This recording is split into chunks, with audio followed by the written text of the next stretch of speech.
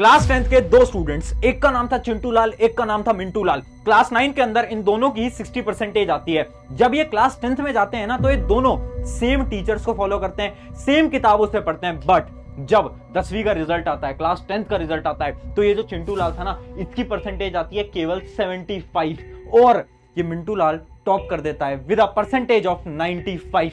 अब आप सोच रहे होंगे ये कैसे पॉसिबल हो पाया। ये इसलिए हुआ क्योंकि ये जो चिंटू लाल था ना, इसने कुछ 5 गलतियां करी थी, 5 मिस्टेक्स करी थी, और वही सारी 5 मिस्टेक्स आज मैं आपको बताने वाला हूं। तो हाय एवरीवन, क्लास 10th के अंदर आ गए हो। क्लास 10th बहुत ज्यादा टफ होने वाली है और इसके अंदर आपको बहुत ज्यादा पढ़ना पड़ेगा। अगर कोई आपसे बात बोल रहा है ना, तो उसकी बात आपको नहीं माननी है। क्यों? क्योंकि क्लास 10th आपकी जिंदगी की सबसे आसान, सबसे पसंदीदा क्लास होने वाली है और इसके अंदर जो आपका स्कोर आएगा वो आपकी लाइफ का सबसे बेहतरीन स्कोर रहेगा। इस बात को आज मैं गारंटी से बोल दूंगा।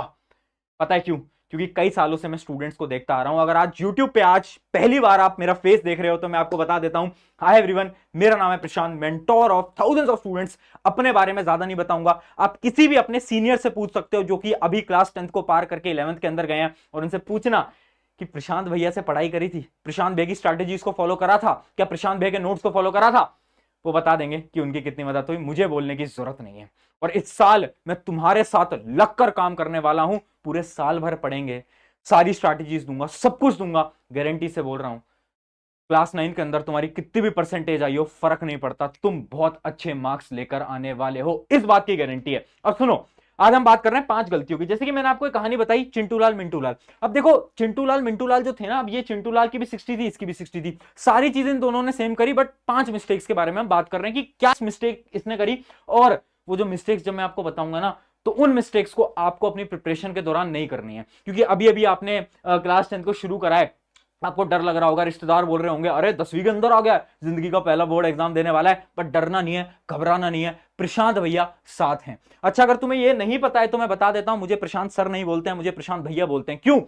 क्योंकि भैया के साथ ना एक इमोशन जुड़ा होता है, और वही इमोशन मेरा और आपके बीच में रहने वाला है। चलिए स्टार्ट करते हैं विद पहली मिस्टेक। पहली मिस्टेक क्या है? 9th का लो स्कोर। अब देखो, जब चिंटू लाल की 60% आई ना, तो टेंशन में आ गया। वो ये सोचने लग गया, यार सब बोलते हैं कि क्लास 9th और क्लास 10th दोनों रिलेटेड होती हैं, है ना, तो मेरी तो 9th ही वीक है, तो 10th में तो मैं कैसे ही मार्क्स लेके आ पाऊंगा। और उसने जो उम्मीद थी, जो होप थे, वो उसने छोड़ दिए। जबकि मिंटू लाल तुम्हारी प्रशांत बे की वीडियो देखकर आया था और उसको ये पता था कि क्लास 9th और क्लास 10th में ज्यादा रिलेशन नहीं है, इन दोनों में कोई रिश्ता नहीं है। अगर आपको ऐसा लग रहा है ना कि क्लास 9th के कॉन्सेप्ट क्लास 10th के अंदर काम आएंगे, तो ऐसा बिल्कुल नहीं है। एक दो कॉन्सेप्ट होते हैं छोटे मोटे जो कि काम आएंगे, बट अगर आपकी क्लास 10th में कितना भी स्कोर आया है, उससे बिल्कुल फर्क नहीं पड़ता। तो पहली मिस्टेक जो आपको नहीं करनी है वो क्या है कि आपको डीमोटिवेटेड नहीं होना है, आपको डरना नहीं है। आपको ये नहीं सोचना कि क्लास 9th में बेकार नंबर आ गए तो 10th के अंदर भी बेकार आएंगे, ऐसा नहीं सोचना है। क्लास 9th में कोई भी स्कोर हो, 10th आपकी लाइफ की बेस्ट क्लास होने वाली है। और आज आपको एक कमेंट भी कर देना है कि class 10th will be best class of my life.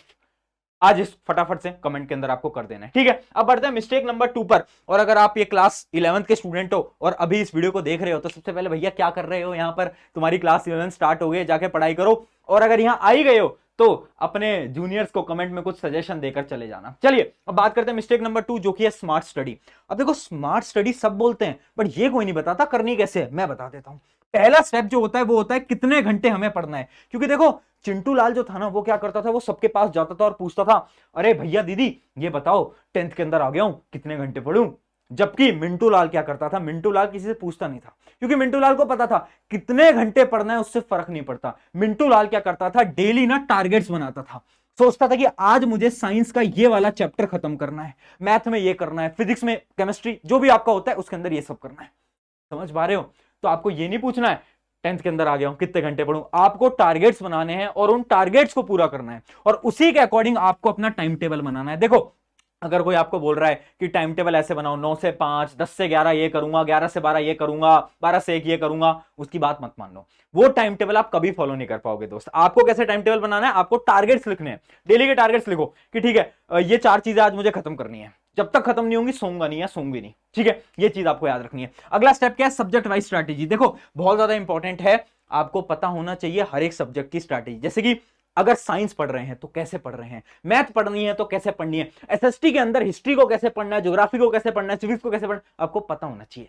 अब ये आपको कैसे पता चलेगा? टेंशन मतलब, मैं हूं यहां पर एक रोड मैप आपको दे दूंगा कि कैसे पढ़ना है, कहां से पढ़ना है, क्या क्या पढ़ना है, कौन सी बुक्स को फॉलो करना है, सब कुछ आपको बता दूंगा। टेंशन मतलब, धीरे धीरे इस चैनल पे आप जुड़े रहोगे तो आपको पता चलेगा कि सब कुछ हमारा होते चलेगा। लास्ट चीज है रिवीजन। देखो भैया, रिवीजन करते चलना है। रिवीजन बहुत ज्यादा इंपॉर्टेंट है। कोई भी सीनियर से पूछना, वो बताएगा हाँ रिवीजन तो बहुत ज्यादा इंपॉर्टेंट है। रिवीजन कैसे करना है? जो भी आपके स्कूल के अंदर, कोचिंग के अंदर, ट्यूशन के अंदर जो भी आपको पढ़ाया जा रहा है, घर आओ और फटाफट से उसको रिवाइज कर लो 10-15 मिनट के अंदर।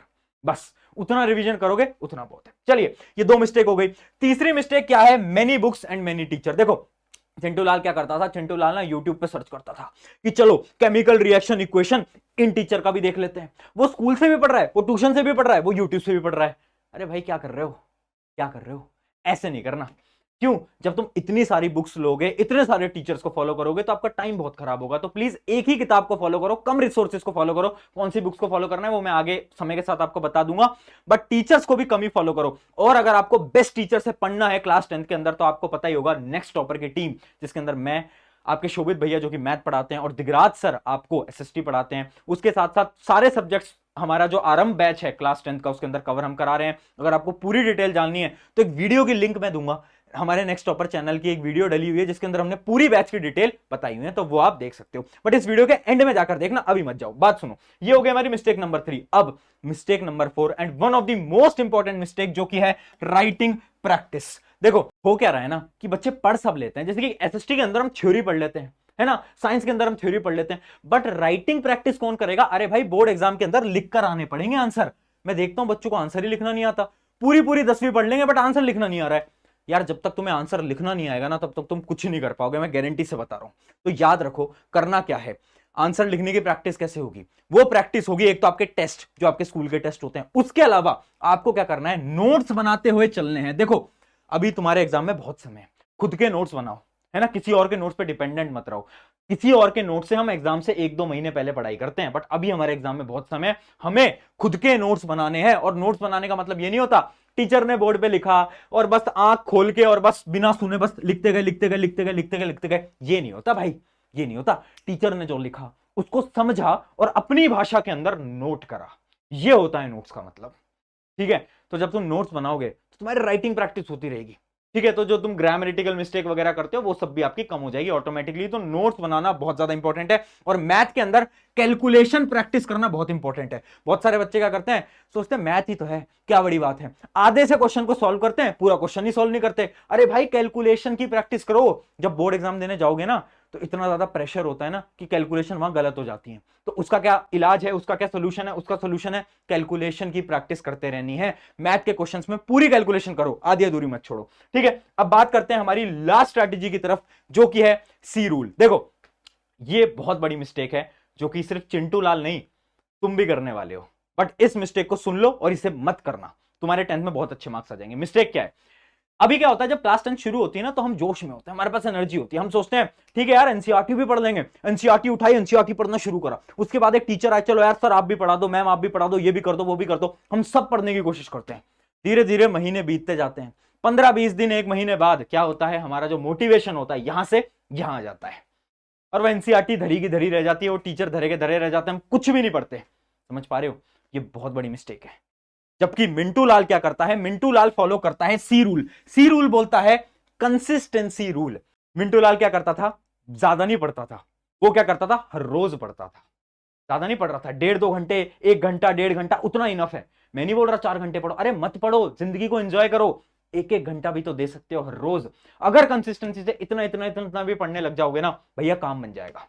मैं सच बता रहा हूं, 10वीं कोई बड़ी चीज नहीं है, 10th क्लास कोई बड़ी चीज नहीं है, तुम्हारी जिंदगी की सबसे बेहतरीन क्लास होगी। आई होप आपने अभी तक कमेंट कर दिया होगा। फटाफट से बढ़ते हैं हमारी फाइनल टिप्स की तरफ। कुछ इंपॉर्टेंट टिप्स बता रहा हूं। सबसे पहले मजे करने हैं, है ना। अब बहुत सारे पेरेंट्स इस वीडियो को देखेंगे और बोलेंगे ये कैसे टीचर हैं जो कि बच्चों को बोल रहे हैं मजे करने हैं।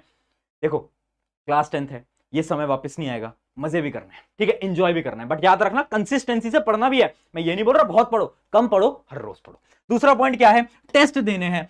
गलती से भी कोई टेस्ट मिस मत कर देना, इस बात को याद रखो। चाहे ट्यूशन का टेस्ट हो, चाहे आपके स्कूल का टेस्ट हो, या फिर अगर तुम आरंभ बैच में आओगे तो हमारे जो बैच का टेस्ट होगा, कोई मिस मत कर देना।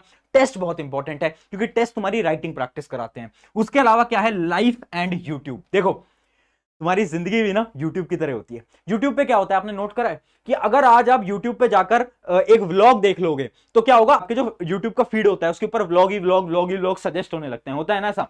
सिमिलर आपकी लाइफ है। आप अपने दिमाग को जो चीजें दिखाओगे ना, वही आपका दिमाग सोचेगा। अभी आप क्या कर रहे हो, फालतू की वीडियोस दिखा रहे हो, ये दिखा रहे हो, वो दिखा रहे हो, गेमिंग वीडियो दिखा रहे हो, तो आपके दिमाग में वही चलता रहेगा। अब इस समय पर 10वीं के अंदर थोड़ा शिफ्ट लाओ और अपने दिमाग को दिखाओ educational video, study strategy, study tips. उससे क्या आएगा, आपके अंदर मोटिवेशन रहेगी और आपका दिमाग बहुत अच्छी तरीके से पढ़ पाएगा। तो ये 3 थी final tips.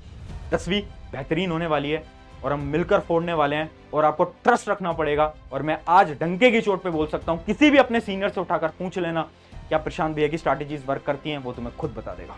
On this note, शुक्रिया एवरीवन। कमेंट जरूर कर देना कि 10वीं का जो एग्जाम है हमारी लाइफ का सबसे बेहतरीन एग्जाम होगा। शुक्रिया एवरीवन, मेरा नाम है प्रशांत, मिलते हैं नेक्स्ट वीडियो के अंदर। Take care.